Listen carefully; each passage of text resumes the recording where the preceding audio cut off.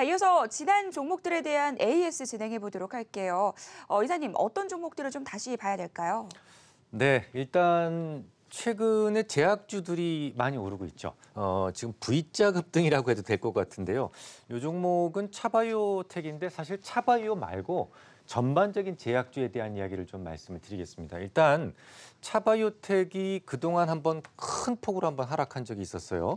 근데 이 큰 폭으로 하락을 했을 때 어떤 뉴스가 있었냐면 이 회사의 현금 흐름표를 제가 그 당시에 보여드렸었죠. 그런데 최근에 현금 흐름표가 몽땅 다 한 해 빼놓고는 몽땅 다 플러스로 잡혔었는데 이익이 당기 순이익이 플러스로 잡혔었는데 이 회사에 대한 회계 감사를 해본 결과 지난 4년 동안 영업이익이 마이너스였다라는 겁니다. 그래서 감사 의견 한정이 나오면서 주가가 한번 푹 빠졌었어요. 그리고 그걸 회복하지 못하고 횡보하다가 더 빠지게 되죠. 이때 더 빠지게 됐던 가장 큰 이유가 뭐냐면 자산화 이슈였습니다. 이 회사가 뭐 분식 회계를 했던 건 아니고요. 그러니까 우리나라만 가지고 있는 몇 가지 좀 잘못된 관행이죠. 일종의 관행이죠. 요걸 좀 설명을 드리려고요. 좀 쉽게 설명을 드려보겠습니다. 예를 들어서 제가 어떤 가게를 가지고 있는 매장을 가지고 있는데요. 이 매장의 가치가 지금 10억이라고 한번 해보겠습니다. 근데 인테리어를 했어요.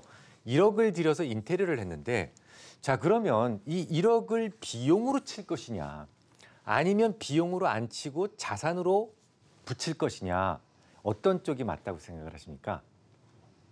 정답은 둘 다 됩니다. 그러니까 마음대로 해요. 회계 담당자가 이번에 비용으로 처리할래 그럼 해도 되고 아니야 이거는 내가 이제 매장을 깔끔하게 꾸밈으로써 뭐 더 매출도 늘어날 수 있고 또 이거 갖다 팔았을 때 되팔았을 때 가치가 더 높아질 수 있다라는 생각이 들었다면 뭐 그냥 자산 가치가 늘었다고 해서 11억으로 봐도 된다는 거죠. 이게 왜 별 문제가 없냐면 이 매장 같은 경우에는 이제 상각이라는 게 절차가 들어가지 않습니까? 매년 1억씩 상각을 한다.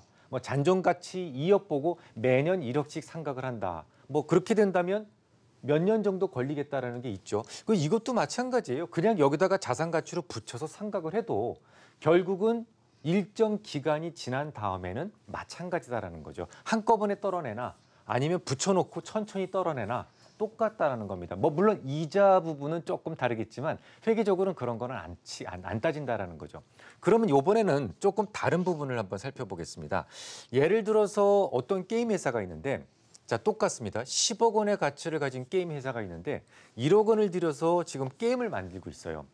그러면요 1억 원을 자산으로 붙일 수 있을까? 아니면 비용으로 쳐야